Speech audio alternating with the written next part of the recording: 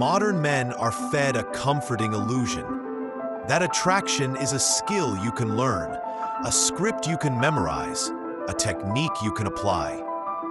Watch enough videos, follow enough rules, say the right lines, and women will come. That is the lie. Because if attraction could be engineered like that, every man with internet access would be irresistible. He is not. Stoicism doesn't teach you how to get women. Stoicism was never about seduction. It is about control. Control of your mind, your impulses, your reactions. It teaches that the only thing you truly own is your inner state. Everything else, approval, validation, desire from others, is external, unstable, irrelevant. So the Stoic does not chase, not because he read a tactic, because he understands something fundamental. What is not under your control is not worth begging for, and a woman's attention is not under your control. Look at most men. They negotiate for attention. They adjust their personality.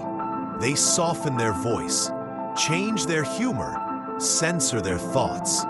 They become agreeable. Why? Because they believe attraction is something they can earn. So they perform. But performance kills attraction. Because attraction is not a contract, it's a reaction. The brutal psychological reality. There is a hard truth here, and it is not popular. Attraction is largely pre-rational. It happens before logic, before explanation, before strategy. Even research hints at this. For example, traits like emotional restraint or stoicism can influence how men are perceived, especially in long-term partner evaluation, but not as a learned tactic, rather as a signal of underlying stability and capacity. That's the key point. Signals, not strategies. You don't apply stoicism to become attractive. You either embody stability or you don't. Casanova didn't learn game. Giacomo Casanova didn't succeed because he studied techniques. He succeeded because he was expressive, bold, curious, socially fluid, a man aligned with himself. He didn't try to become attractive. He was alive in a way others were not. That's what people confuse. They see the result and reverse engineer it into tips. But charisma is not a checklist. It is coherence. The Stoic man is not indifferent. He is independent. There is a difference most people miss. Stoicism is not emotional suppression. It is emotional sovereignty. The Stoic man does not chase validation, does not collapse under rejection, does not inflate under praise, because his center is internal. And that changes everything. Why begging repels? When a man tries too much, what is he signaling? Need. And need is a psychological weight. It says, I need your approval to feel okay. Your reaction defines my value.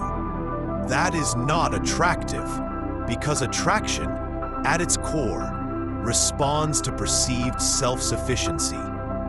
Not arrogance, not coldness, but a quiet completeness. You can't fake this. This is where the harsh truth lands. You cannot simulate authenticity. You cannot memorize presence. You cannot script confidence. You cannot rehearse indifference. Because people don't respond to what you say. They respond to what you are. And what you are leaks through everything. Your timing, your tone, your eye contact, your silence. Now, here is where most people misunderstand the statement. Either you have it or you don't. They interpret it as fixed. It is not fixed, but it is not learned the way you think. You don't build attraction by studying women. You build it by building yourself.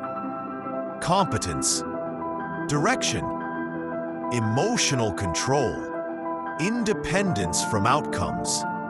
Not to impress anyone, but because that is what creates internal gravity. And attraction follows gravity. The more you try to attract, the less attractive you become. The less you need to attract, the more it happens. Why? Because detachment removes distortion.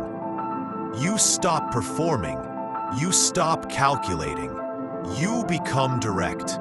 And directness is rare. The final truth: no course will give you this. No video will install it. No 10 rules will produce it. Because attraction is not a technique.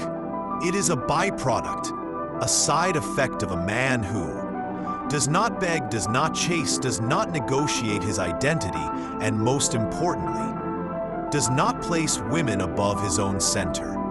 The Stoic position. The Stoic does not ask, "How do I become attractive to women?" He asks, "Am I aligned with myself?" Because once that is answered, everything else becomes secondary, including who stays and who doesn't.